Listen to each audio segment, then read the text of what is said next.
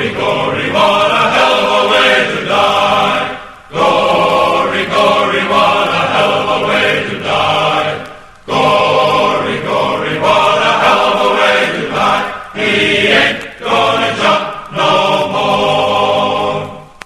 more. Hey everybody, welcome to another episode of What a Hell of a Way to Die. It is me and Nate. Nate recently had to get some dental work done. If you've not seen our beautiful boy, he has gone, I make fun of him for being British, but he's gone full fucking Indiana dirt farmer Hoosier now. Missing one tooth and yeeing his last haw. Yeah, so I actually have a denture in now, so if my voice sounds different or the way that I talk sounds different, it's going to be because I have a fake tooth in my mouth. I was honestly hoping that it would be one of those things where every time you said an S sound, it would whistle, and I'm a little disappointed. Well, it's because I'm not wearing my denture, or correction, because I'm wearing my denture. When I'm not wearing it, I'm not going to take it out now because I don't have any cement on me, like here in the studio, and so I don't want to have to walk around all day without it. But legitimately, I sound like a little kid. like eth sound like this, and I whistle sometimes too. So yeah, it's bad. So long story short, when I was in college, one morning, this is really funny. The night before, I brushed my teeth, I flossed, I used Listerine, and I was thinking to myself before I fell asleep, wow, it's really great that I live in the era of modern dentistry. And I can keep my teeth, and we know how to keep our teeth clean and save them and stuff. It's really amazing. Anyway, the next morning we were doing PT for ROTC. This is my second semester of my senior year of college. I had 2 months to go before I commissioned as an officer. And our battalion commander for ROTC was making us play a pickup game of basketball. And I was like, no, I basically didn't want to. I was like, oh, come on. I'll just go lift in the gym. I'd much rather do that. And he's like, no, get in there. We're all going to play. Anyway, so going up for a rebound, my friend was up and his elbows go flying and hit me in the mouth and knocked my front tooth out. And it's not completely knocked out. It's what they call avulsed. So it's knocked out, but it's still kind of in my mouth. It's just hanging on by a thread. Anyway, long story short on this is I had to go through a whole nightmare of finding an oral surgeon that was willing to treat me, who then committed fucking dental malpractice. It was a horror story. I wound up almost $3,000 out of pocket for it. I had to get 2 root canals because the first root canal was fucked up. My dentist at home took the brace that the guy had made, or the splint off, and she's like, I have to take pictures and document this because I have to file a malpractice claim. This guy who did this to you basically made redneck braces. It was, my mouth looked hideous. You've no idea how fucked up it looked. It was unbelievable. Anyway, so that lasted me 12 years. But being a dumbass, I bit into a sandwich back in May and I felt something snap in my mouth. And it turns out that the tooth had been weak for a while. And so it finally broke. So I had to get it removed because it was getting infected and that kind of thing. And so I got surgery on the NHS, and dental care is not free in this country because it used to be, but then they, in order to fund deployments of British soldiers to the Korean War, they decided to make it a fee-based service in 1951, and it never went back. Because of course, why would it? Because that's how it works. Once fucking capitalists carve something away from the welfare state, they never give it back. So anyway, I did have to pay out of pocket for a bunch of stuff, but in comparison to America, it's so much cheaper. And but the actual surgery itself, the procedure to extract the tooth, was done at an NHS hospital, and it was super professional. It was great. They were really, really great people. I was really impressed, and it went pretty well. But now I don't have a front tooth, so I will eventually be able to get an implant, but it's expensive, so I have to save up for it. And also that's definitely not covered by the NHS at all, and I have to wait a few months before, so the mouth bones, etc., can heal before they can install an implant. So between now and then, I am going to be a crotchety old man with a fucking missing tooth, who sounds like a little child, except I'm balding and old, and I have to wear dentures, which means I got to soak them in a glass of water at night. I got to put on my dental cement, all of it. I'm getting to have a preview of what it's like to be old, and folks, it's not good. So all you Zoomer listeners out there, enjoy it while it lasts. You party hard while you're still hangover proof, but don't party so hard you get your teeth knocked out, because it fucking sucks. You didn't even party hard. You just played basketball. That's the worst part. You don't even have a cool story. Thanks, Colonel Arnold, for fucking up my mouth. Anyway, if he's still listening, that's amazing. If he listens to this show, thanks, Colonel Arnold. You actually were a pretty good PMS, but regardless. Continue. Anyway, I have no cool dental stories, unfortunately. What I did yesterday is I did a sting operation, which was fun. Somebody has, some company, foreign company, has been scamming people, people with garage doors who need repairs, right? And so they'll come and they'll collect the fee or whatever, and then never show back up, or they'll take a partial payment or whatever and then never show back up. The way they do this is by like creating an address somewhere that isn't like, it's either an empty lot or it's a building. And so like so I found this out. When you do like, hey, this building is mine, Google, what Google does is they like send you a physical piece of mail with a code, and you have to put that code in just to say, yes, this is mine, I got it, just kind of prove that this is what I own. So apparently what these people do is they'll do that with buildings that maybe are, not checked in on all the time, maybe mail piles up a little bit. So they did this to a friend of mine who has a commercial building like down the street from where she lives. And they use that all the time. They have tenants in it. They, the guy, her husband runs a St. Louis-based podcast out of it, and he does sound recordings and stuff like that. So apparently they rifled through and got it. So like for months, she's been getting angry people at her, the door of her commercial building being like, you fucking ripped us off, give us our money back. And she's like, I have no fucking idea what you're talking about. And the thing is, they did this to the wrong person, because my friend, Missy, she doesn't, you fuck her around like that, she will go to the ends of the earth to figure out what the fuck is going on, and then fucking put you in the dirt for it. And not like in a mafioso way, but just in a like, she's not a person that lets, like, oh, I guess I got scammed. Okay. Like, no, she will fucking, she'll spend $100 to fucking get 20 back, if she's been fucked over out of something. So I got to follow a guy because I have a garage. So we set up a whole sting operation where a guy showed up. There's like recordings, and then we got into cars, and we like drove fucking, if you don't know the layout of St. Louis, I live in South City. We drove out to St. Charles, like 3 cars trailing this guy. And I was in a car, and I know our listeners are not going to like to hear this, but I was in a car with a retired police officer who was kind of a cool dude. But also he was funny because he just kept blowing through stoplights so that we wouldn't lose this guy. And at one point he's like, you got a real pucker factor about this, don't you? I was like, dude, we're in a Toyota. When I was used to driving like an asshole through traffic, I was in an armored MRAP. All right, so don't give me that shit.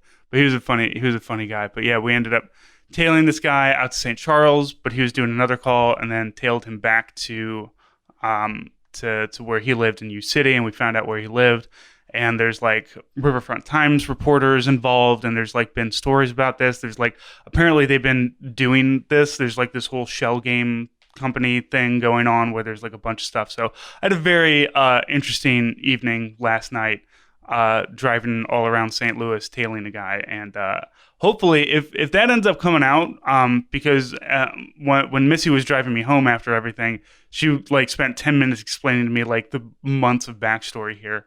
And it's very much like that picture from It's Always Sunny in Philadelphia of Charlie. Like it very much looks like that, because like this, I'm not going to get too far. I don't want to give too many spoiler alerts. I might talk to you a little bit offline about it, but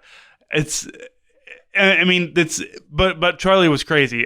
She actually has been doing this and plotting a lot of stuff out on this, and she's just like, I think I know like what's going on, and it's absolutely insane what's happening. Like the conspiracy that is around it, but not like Alex Jones conspiracy. Like actually, like no, I have like a lot of proof here.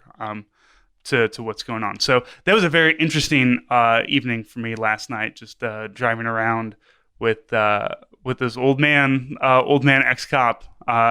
It was funny too, because I said he has a gun on him, because all cops, one thing I notice about cops is like they retire, and like cops have all kinds of shit on their belt, right? But like whenever they retire, or whenever they're like not on duty, the one thing from their belt they always like, I got to carry my gun. Like, why don't you carry mace or something? Like, but he's got his pistol on him, and I was like, oh, I didn't realize we could bring our guns. He's like, well, you got to be qualified on one. Like, first off, this is Missouri. The qualifications for shooting a pistol is, do you own a pistol? Secondly, I'm qualified on a grenade launcher, sir. So don't fuck with me on this. Let me get my... Yeah, well, so did you radicalize him? Did you turn him towards socialism? I mean, we talked a little politics. We didn't get too deep into it. All radicalization starts with just small questions. So he's a guy on Medicare, and he's I can't remember. We discussed a little bit. I definitely put out things about, boy, that president of ours sure isn't great, is he? He's just like, yeah, I mean, like, all right. Give me some time. Give me some time with you. We'll have you throwing Molotov cocktails. We'll get there one day. Anyway, speaking of Nate, speaking of radicalization and direct action, I don't think we've ever really discussed some the right wing / antifa protests. I don't know if we've gone deep into one. We talked pretty deep about the one in Charlottesville because of Heather Heyer being murdered, right? And, which is about in 2 years ago. At this 2017. point. Yeah, that's about almost like to the day, 2017. Yeah, so we talked about that, and then we went pretty hard in to say that we support Antifa, which I agree with 100%. Yeah, no change there.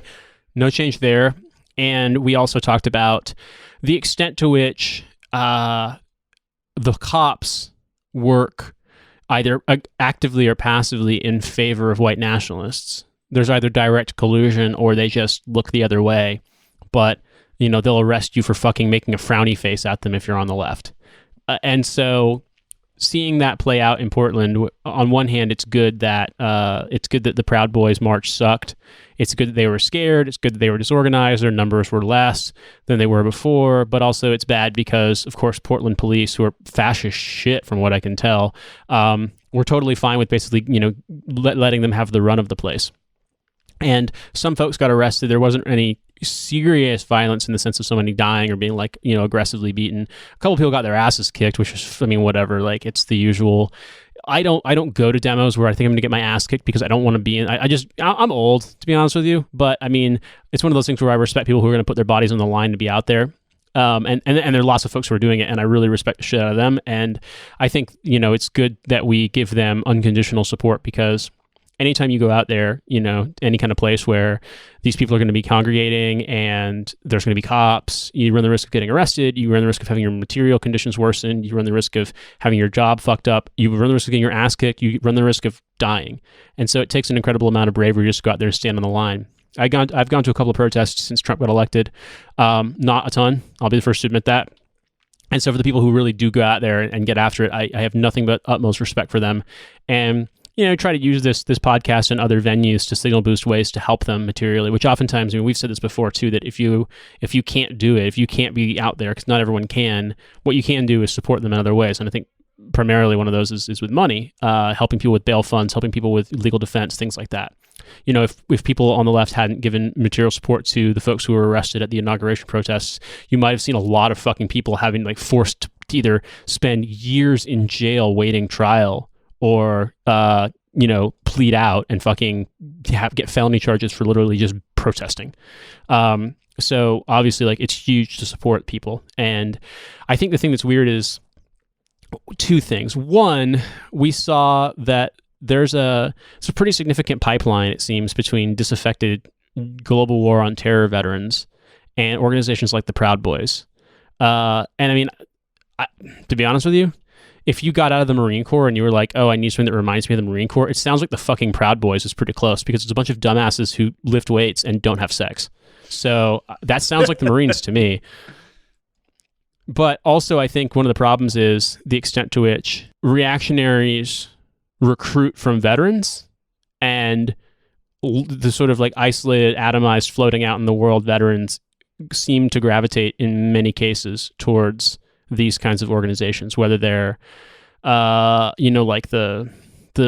think tank right-wing respectable front or the full-on Atomwaffen shit, Identity Europa, those kinds of things, which are all bad, and are all cut from the same cloth. But, one of them has a huge body count on the streets of Portland, even from killing fucking people like the Jeremy Chastain guy who fucking murdered people on the Portland tram, who's a full-on white nationalist.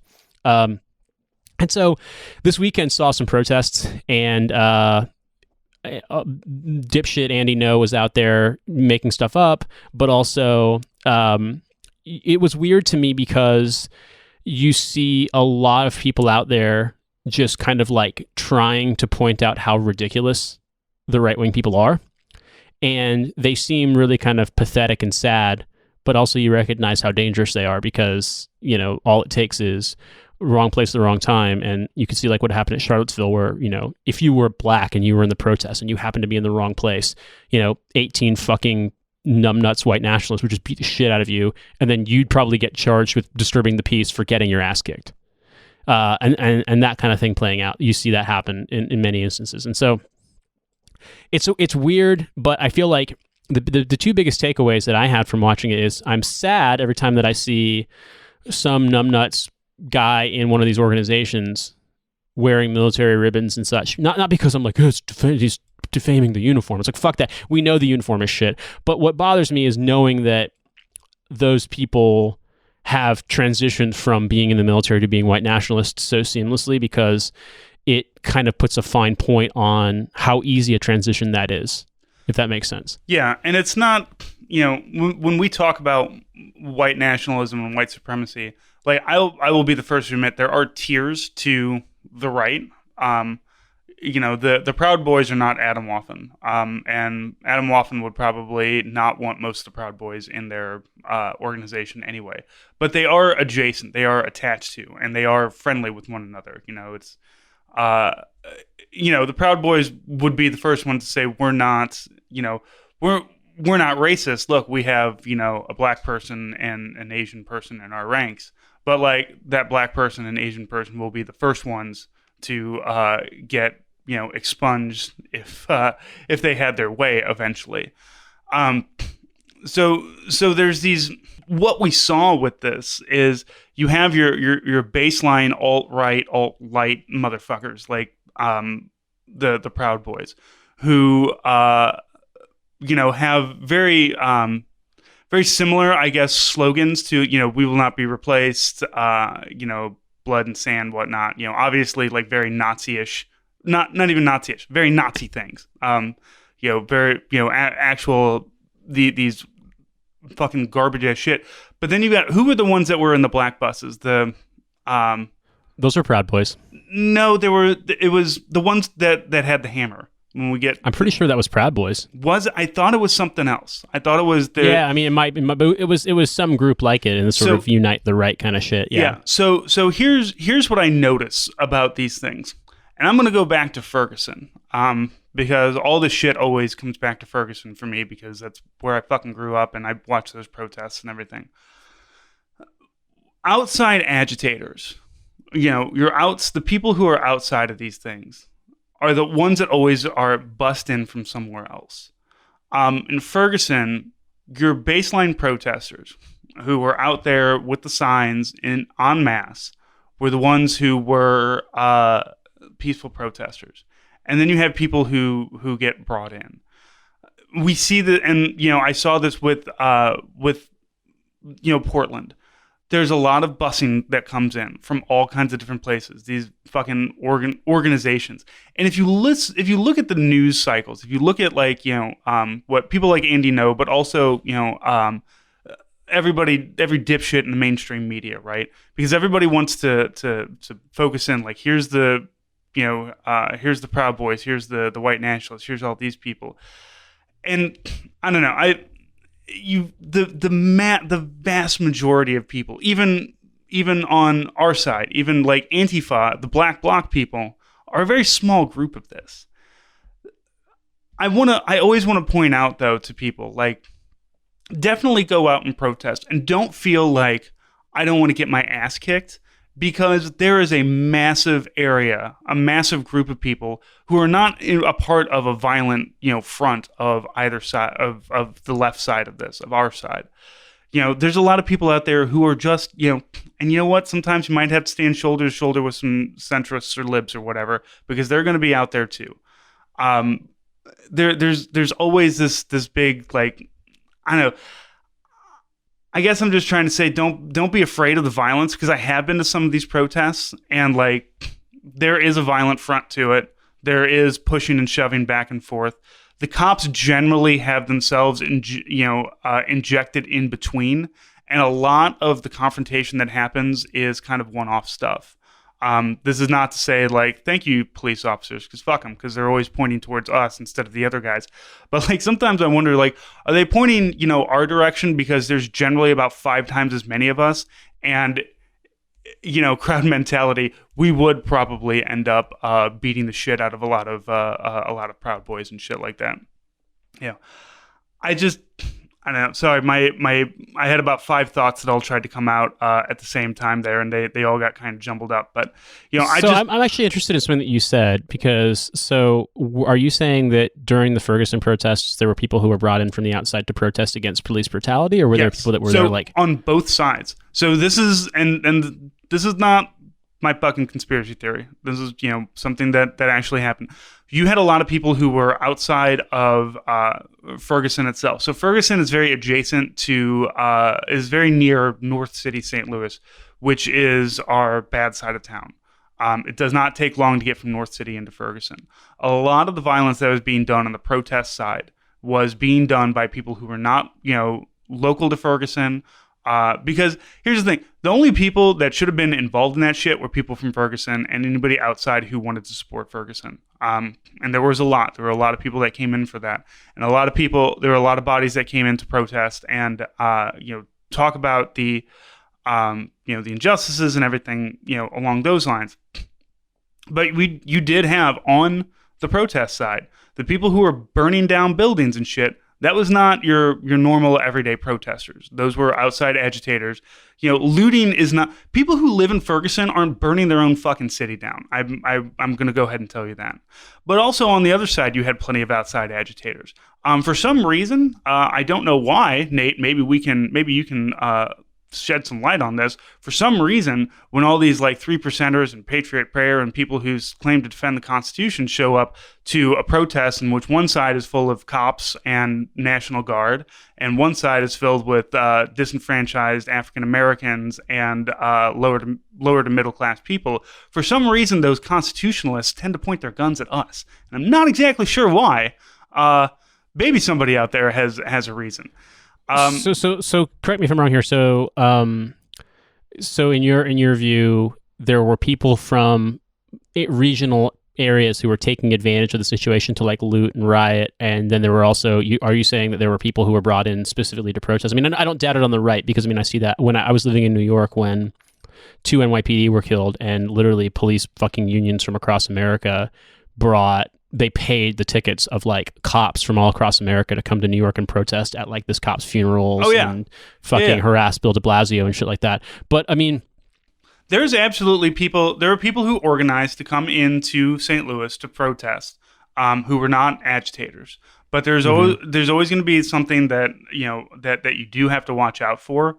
Is that there's going to be people who want to try to take advantage of something like this. Yeah, I feel like that's something that I want to make clear. There is just the fact that like I absolutely believe there's people who take advantage of the situation. There might be people who come from far away to take advantage of the situation, but I'm a little bit hesitant to say that leftist organizations bringing people into protest is the same thing as a sort of like Unite the Right Portland style thing, where it seemed to me that these guys were being bussed in because they wanted to basically get in on the action. And the idea was that like, oh, you can come to Portland and you can beat up Antifa. Does that make sense? I guess I'm sorry, the coffee's still hitting my brain. So if that was not my... We should clarify that, Francis, that it's like 6:45 a.m. where Francis is recording right now. And I'm going to leave this in the episode and not cut it out, because I wanted to make that clear that I think that it's easy to slip into a kind of argument where you look at it and you say, okay, well, we bring in protesters, we bring in people to support an organization, and then you could slip up and say, oh, well, yeah, well, we bus in people just like they do. But I think when I look at what happens, I mean, I'm sure there are people who are like, youngish anarchist folks who are just like, fucking hell yeah, a chance to go beat up some fascists. But that's kind of rare. And most of the time, I think my experience has been both watching it and also seeing, knowing friends who've been involved in Antifa stuff, is that they wouldn't organize to go get in a fight or beat up people, because the minute you start doing that, that's the minute the cops arrest all of you. Because, like, go figure, when you're protesting the cops, if you do anything that looks like you're organizing to fight the cops or fight the cops' racist proxies, they're going to fucking arrest you, because they're all on the same side. And so I just want to like kind of make that clear. Does that make sense? No, yeah, and I apologize if for a minute there everybody was like, "What the fuck is Francis trying to say here?" So you ride in a car with a cop one fucking time, and look what happens. All of a sudden, I'm just trying to say that Blue Lives Matter, everybody. Isn't there like a Blue Lives Matter restaurant in St. Louis where like oh god fucking no, it's down. So yeah, DC Sentinel posted that it's down south. It's not in St. Louis proper, but it's down in. It's like a 30-minute drive south. But I'll tell you what we don't have is a Mission barbecue where everybody makes you stand for the national anthem at noon or whatever. Where they kick you out. I feel like we should clarify also for our international listeners that there legitimately is a barbecue restaurant, I think centered in North Carolina, but they're elsewhere in the South, called Mission Barbecue, where everything is fucking Patriot Army military symbols all over the place, and they play like fucking Reveille and To the Colors and various like bugle songs, and you have to like stand up and say the Pledge of Allegiance and shit. Like, imagine being made to say the Pledge of Allegiance or various other patriotic bullshit while you're eating a dinner that you paid for. Right. Hold up, everybody. Like, I need like a 3-minute warning to fucking wet nap my fingers so that when I put my hand over my heart, I'm not just rubbing greasy ass barbecue all over my Blue Lives Matter Punisher shirt. Yes.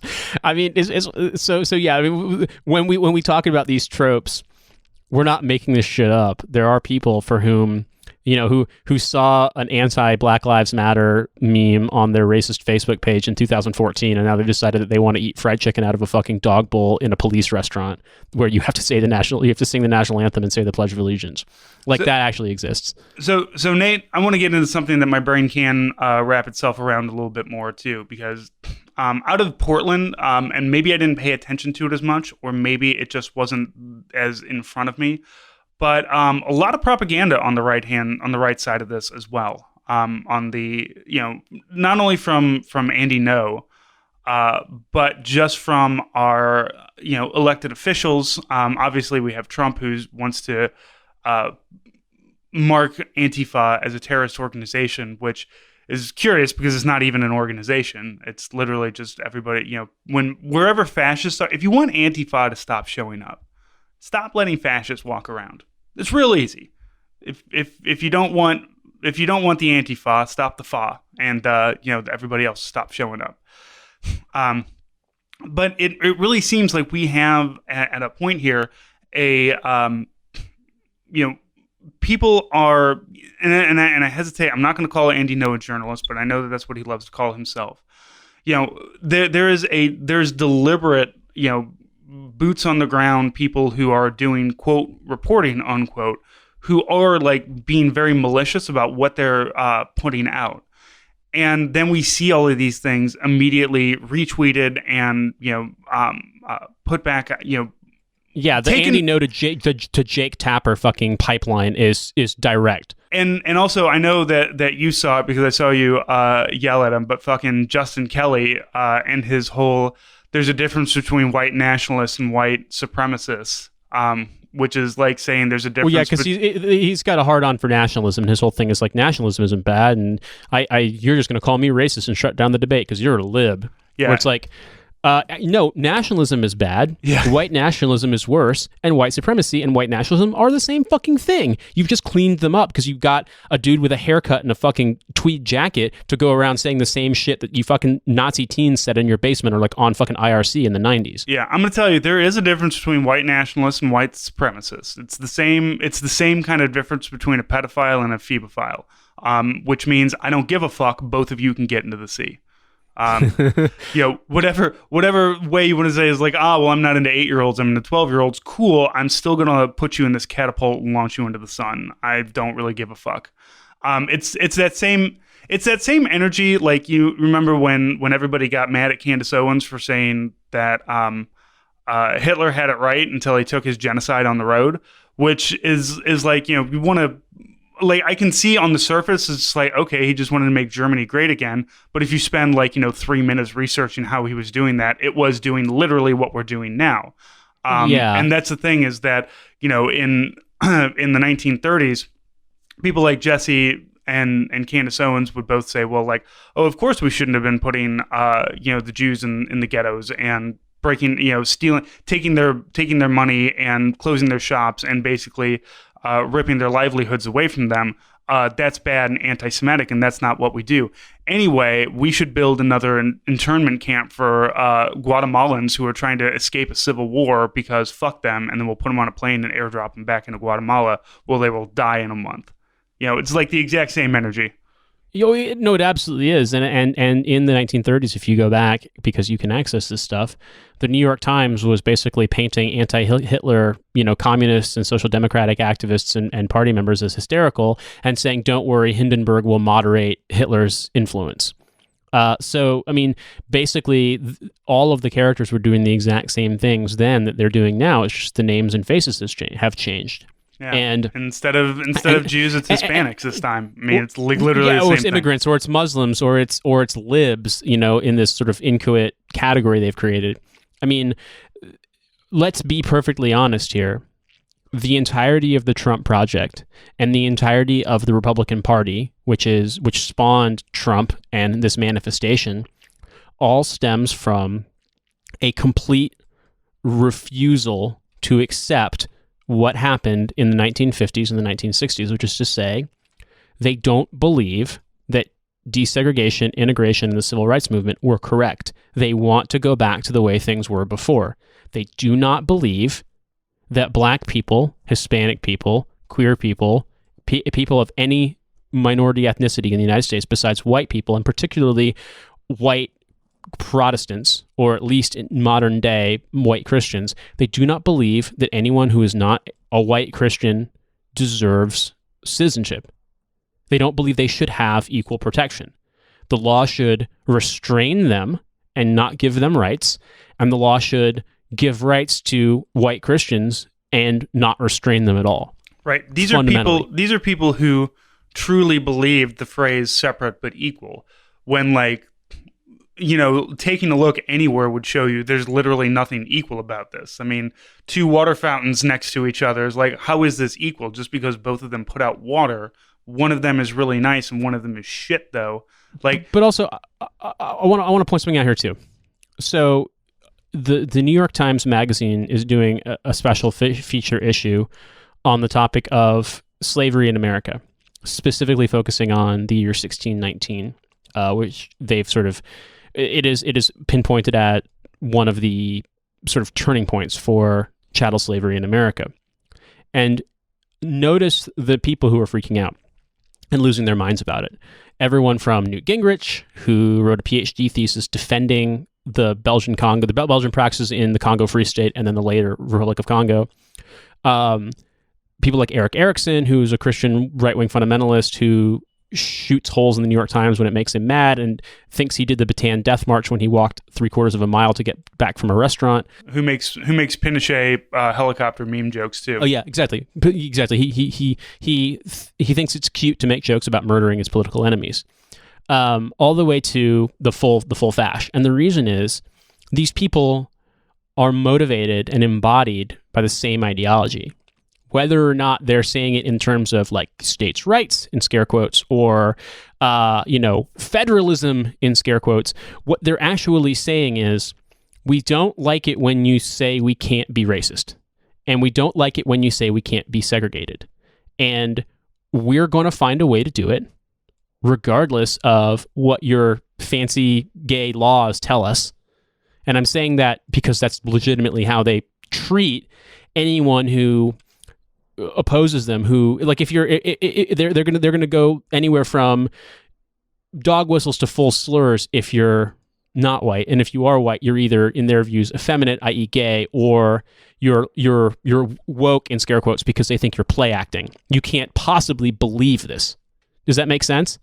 And so when I say they're a continuum, but they are all motivated by the same thing. They don't want to share with people who aren't white and Christian. And they don't believe they should be obligated to. And they don't want any of those people to have the benefits of the welfare state or any kind of state protection whatsoever. And fundamentally, that is animated by the same impulse that motivated this country, America's founding, which is make money by forcing non-white people to work at gunpoint. And that's that until you comprehend that, and until you comprehend that all of this shit that's been happening is a huge freak out because a center-right Democrat who happened to be black was elected, you can't understand, because it's going to seem like, why are these people so mad? And what are they so mad about? Maybe we can just talk to them and reason with them. It's like, no, they're racists. Fundamentally, whatever they're saying is motivated by a tortured logic that has its roots in the idea that we are not equal as humans. And if you can't comprehend that, then you can't fight it. And if you can't comprehend or fight it, you're useless to us. Yeah, there's at this point, like once upon a time, I might have thought that there was a way to have conversations with people like that. But like, honestly, like if somebody does just kind of come out with a, we absolutely should be putting immigrants inside of these concentration camps, but don't call them concentration camps. They're just happy fun camps that they all get to hang out with free shiny blankets before we send them back to their homes. Like, I honestly don't have an argument for that anymore because I'm tired of it. I'm tired of trying to have those conversations. And like, maybe you can convince somebody. And I know that like, all of our moms would tell us, honey, maybe if you just, sat down and you talk with these people. But like, it's so many of them, and they're already having those conversations with other like, white supremacists who are just reinforcing their bullshit. Yeah. Like, there's no conversation I can have with Newt Gingrich at this point. And really the only way to respond to like somebody like Newt Gingrich and that fucking stupid tweet that he had about 1619 Project was one person who I saw that said, Newt, you can't, it's history. You can't walk away from it like it's some sort of sick wife in a hospital bed. The only response that anybody should have on Twitter, it's not like Newt Gingrich is like fucking responding to anything regardless, but like, unless you're just gonna post a picture of a pig pooping on its own balls at him, like there's no conversation you can have. Newt Gingrich is and has and always will be a racist piece of shit. Eric Erickson will always be a huge racist piece of shit. I haven't seen what Kurt Schlichter has been saying lately because I'm thankfully blocked by him. But, when he said, the Honduran, baby died in ICE custody and he said, I don't care, that's not a person you're going to have a conversation with. That's not a person that you can reach across the aisle to. That is a person that just needs to be defeated. And, there's a lot of people who don't get that. And if you're not, like you said, if you're not willing to fight against that shit, then I don't know what you're doing here. Because they're fighting you. They will fight against you no matter what. And there's nothing that you can do except fight back. So something else I want to point out too is an argument that we see bandied about very often when it comes to the way that, lunatic freaks like Stephen Miller and thereby Donald Trump's government want to treat immigrants. And I should explain before I go on that Stephen Miller hates all immigrants. He doesn't care if they're legal or not. And he doesn't care if they have documents or not. He wants to deport all immigrants. He doesn't care if they're white or not. He wants to kick out anyone who wasn't born here.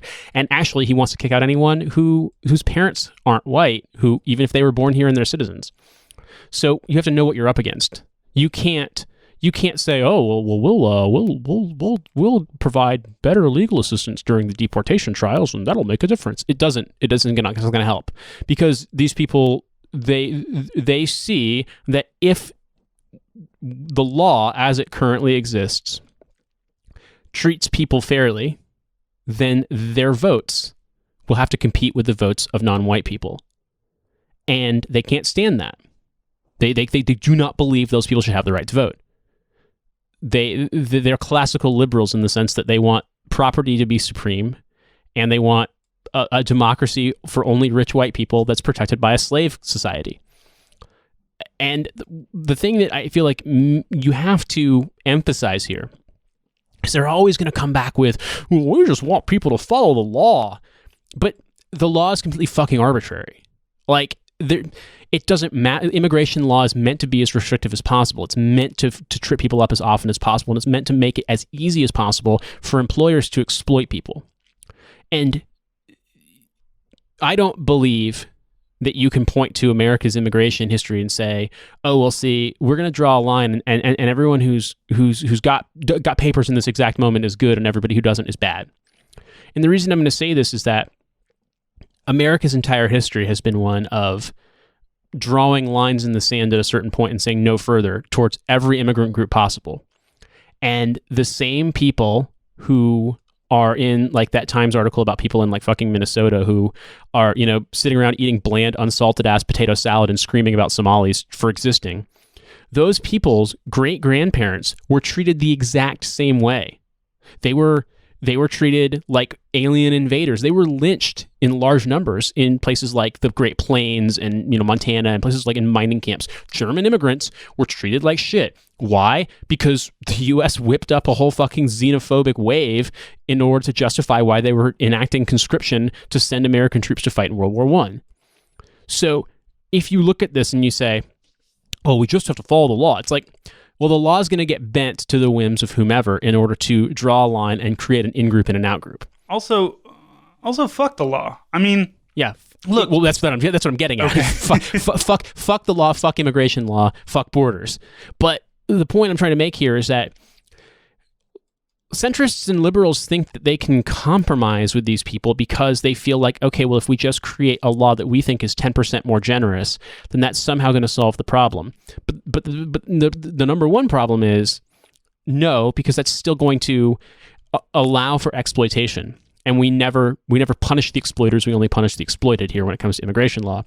And for another, you'll never settle this issue because as long as there has been in America, there has been a group of people trying to wield their place, the date of their arrival in this country, as a cudgel against new arrivals. And you think, okay, well, if we just are a little more enlightened, then maybe people will be more tolerant. But because we have a concept of being white in America, people who were treated like dog shit 100 years ago have great-grandchildren who are now treating immigrants like dog shit. So the point can't be to let them create an in and out group and just have this supposedly enlightened immigration law. That doesn't fucking work. We're going to have the same problem over and over again. So how do you combat it? I don't know. Start out with a position of not giving 3/4 of the loaf to fucking racists and xenophobes. Because they're not going to listen to you. They don't care. If they could get away with death camps, they would fucking do it. If they could get away with deporting everyone who's not white, even people whose families have been in this country hundreds of years longer than theirs, they'll do it. Like, that's their end goal. And if you don't believe me, look out fucking side. Yeah, I always hate the well, just follow the law thing, because the laws change. We change the laws. And there were no laws for fucking ever. And then all of a sudden they decided, oh, there's too many brown people here. And then they changed them. Well, no, and they started... they're like, Chinese people can't be allowed to live in America. So they just fucking banned them. Yeah. Like that kind of shit. Yeah. And I love the like, well, constitutionally, if you were born here, then that means that you get to that means you're a citizen. Like, fucking, do you think that if they got the option to, that they wouldn't change the Constitution? I live in a country that did that. Britain changed their laws to get rid of birthright citizenship in 1982. Right. So don't fucking talk to me about how it can't happen in America. And it happened here. And 37 years later, what do you have? You have people saying, well, you should just follow the law. It's like, well, fucking once upon a time, that wasn't the law. Once upon a time, you could be born here and you're an American citizen. And then they decided to change that. Well, if I'm telling you, man, if the reason, and this all comes back to why Antifa is absolutely necessary, even though people in the mainstream media, like Jake Tapper, will vilify the people who go out and protest. Even though you've got people who are elected officials and will say that we need to, say that these are terrorist organizations or whatever. Because if you just let this go, if you don't push back on it whatsoever, if you just let the fash walk around and do whatever they want, it's not, for every fucking dipshit ass centrist dem out there who says, well, if we just ignore them, they'll go away. I don't understand how you think that that's going to work. And all that's going to happen, one, that's a very middle-class white person thing to say, because you're probably not going to be affected by whatever laws are enacted. Like, me as a middle-class white male who's, a veteran, I will never be touched by any of these, races. There's nothing that they can do to me Yeah, because based you on would take so much. They have to expend so much of their political capital to go after people like you just because of your political beliefs that would alienate them from their fellow racists. So they'll go after easier targets. Right, they'll go after easier targets, and when those targets are gone, then it's my turn. Exactly. It's the reverse of the famous poem. The poem that we don't remember the name. The final thing they're going to do is come for the veteran communist podcasters, and it's just going to be me and Joe standing there, just like, well, I guess we're fucked, buddy. Well, they'll have white people windrushed me back to America by that time too, so I'll be there. You'll have been deported back to. Well, you'll have to come back to get your other teeth fixed, because eventually the NHS will be like so completely fucked that American. Oh, fuck's sake, dude! You don't even know. Like, we have a trip plan. We realize that our return trip tickets have us coming back on Brexit Day, and we don't even know what the fuck's going to happen because, like, they're so dumb. This country is so. The reason why America is so fucking stupid is that it was founded by the English. Like, these are the dumbest people on the fucking planet. Like, bar none. They are so stupid. And I mean, and honestly, all bets are off because they're really that dumb. They're like, whatever it is, I don't care if it completely destroys the economy. I don't care if it doesn't even really make a difference in terms of the people that I want to deport. I don't care. It's a void, and I want to stick my dick in the void. I wonder if you guys are even going to be able to get in. You're going to have to really like British your voices literally up going to be fucking stuck. We're literally going to be. We might find ourselves fucking stuck in Ireland, unable to fly back. You're going to have to swim across the channel, I guess. Get on, or go across the hard border to fucking Belfast, and then it'll be a domestic flight because part of Ireland is Britain somehow. That's a long story, but yeah. Are there coyotes that will take you, like the people who smuggle people into America? Are there people that smuggle you into Belfast from Ireland? I'm just going to ask Dermot to help me. Okay. She's like, please help me, Dermot. By that, it means that you guys are just going to start an Irish commune somewhere. There's lots of rolling fields out there. I'm sure that we can find you guys a commune somewhere. Yeah, exactly. You know, Cynthia can figure out where the best exercise classes on the commune are, and she'll start. Hey man, this is the beautiful thing. You start your own.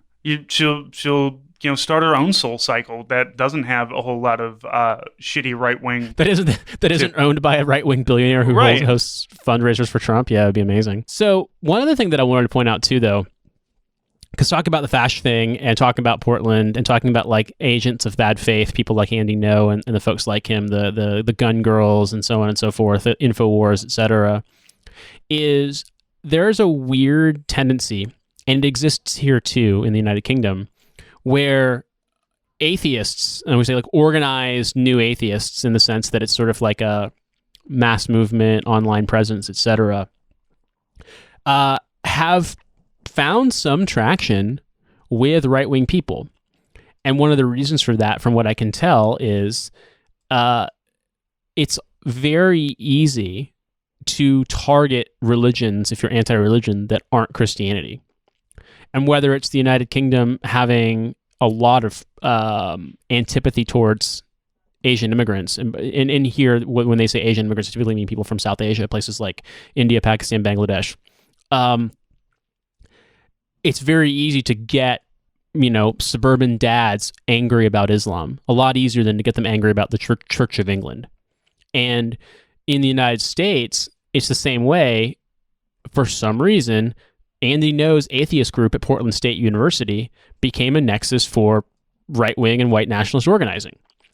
And so we happened upon a story, or Francis did rather, because he does all the work, talking about this phenomenon specifically with regard to POW MIA organization having a display in memory of POWs at a VA facility in, I believe, New Hampshire, where there's a lawsuit pending because they want to have a POW remembrance display and they want it to have a Bible on the table. And while some religious symbols are allowed in VA facilities, there's a lawsuit filed because this basically is sort of putting an explicitly Christian stamp on the VA or on the sort of like military remembrance sort of ceremony. On POW. So if you're not familiar with with I've seen it in many places. It's a table set for one. Everything on the table has symbolism. You can read the whole thing. If you just look up POWMIA remembrance table, you can find there's like a lemon wedge. There's salt for the tears and everything. Everything is very purposeful. Everything is on there for a reason. And this display has been around for 30-ish years, I believe.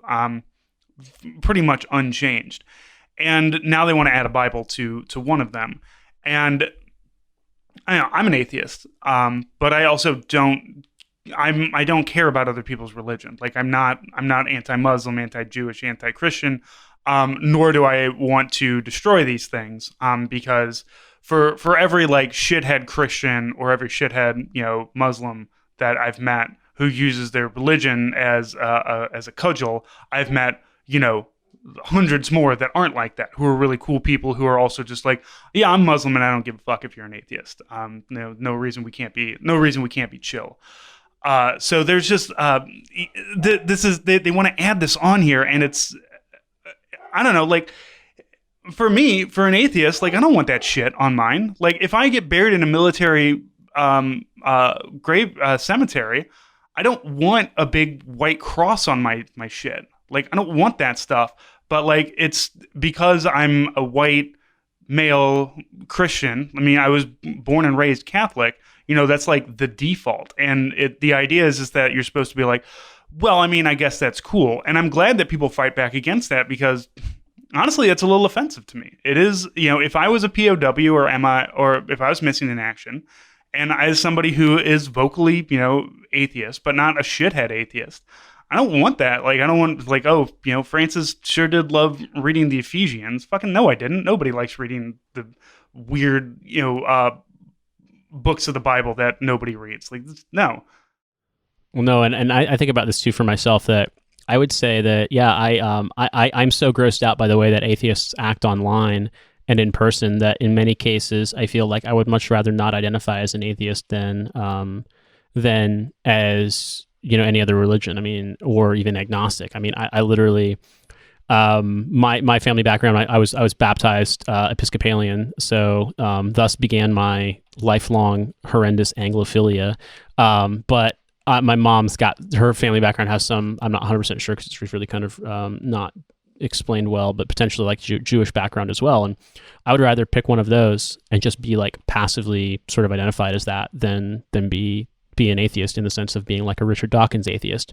But at the same time, the military has so much overt religion and so much hostility towards atheism and agnosticism that it puts you in a weird position, because I don't like the way that the military is wielded as a sort of default Christian instrument in the United States, and the way that, whether it's like megachurch mall Christians or, very, very particular, I don't know, like extremely orthodoxy heavy people like Rod Dreher. And I don't mean that like Eastern Orthodox, but more rather people who are really into religious practice, like not like going and seeing Joel Osteen, but really like all like the very arcane sort of rituals and stuff. The idea that like the military in America gets turned into like an agent of God's will, like it's weird. It's really weird and really uncomfortable. And I also think that there's a larger context here too, which is that MIA POW stuff is very conservative, very reactionary even. Everything that I've ever been at where like folks have invited me to stuff and like out of a desire to be nice, I've gone, it's always been like say the Pledge of Allegiance, faith in God, the young people are confused, fucking we hate the libs, et cetera, et cetera. It's very reactionary stuff. So I'm not surprised, and also in a state like New Hampshire, which is extremely conservative, that this would happen. But it puts you in a weird position because you find yourself happy that the atheists are filing a lawsuit, but then also like realizing that there's an extent to which you have to kind of distance yourself from atheism because they have so many atheists have such, I don't know, there's such fucking Bill Maher energy about them. Internet atheists are, and as you said that there's atheists are much more likely to go the reactionary route, but it's kind of like, atheism is just the thing that some people latch onto to be a hateful piece of shit. Like I said, I'm an atheist and I know religious people and I'm cool with them as long as they're cool with me, as long as they're not trying to constantly convert me or parrot insane conservative talking points about, killing immigrants or whatever. I can be cool with you for that as long as you're cool with me. Because I'm not a hateful piece of shit. And unfortunately, you have a lot of hateful pieces of shit who are atheists, and they use that as the thing. That's just the thing that they want to hate on. They want to hate on religion. And for the longest time, it was Christianity. I remember, in my earlier days of trying to figure out where I was, because I'm old as fuck. And I remember America before everything went insane and hateful towards Muslims. That like Christianity always was the target, and now that really has shifted. And Christianity still is in a lot of ways, especially with a lot of the problems that the Catholic Church is having with pedophile priests and not properly expunging them and putting them in prison where they should be. But it's way easier for online atheists to get clicks and internet high fives or views on their videos or whatever, to be a hateful reactionary piece of shit. Because that's what sells online. It's easier. The anger is the easiest thing to spread online. Just because we love to be angry about shit. How many times have people, myself included, retweeted something based on just a headline and not actually reading the rest of it because we're just angry about it. Atheism, and I'm with you. Like it is very hard to out yourself as an atheist in the real world, because as you said, the world is America is Christian. I know we don't have a set religion, but like our default, the way you and I look is, I believe in God, even though I don't go to church and I don't do anything for the church. And, it's always like, well, I default back to whatever the base religion I was, raised with is. But,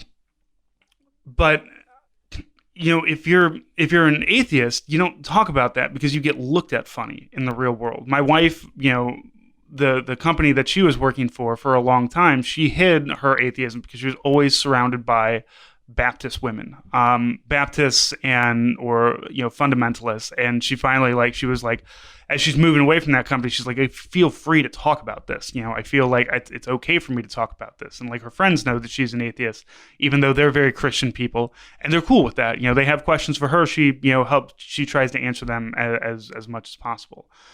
But like it's just so easy to be online and angry and hateful, and atheism online is hard to identify with as well, because people are just concerned, like, are you one of those assholes now? It's like, no, I'm an atheist. Like, that's it. That's just, there's nothing to it. It's not an identity to me.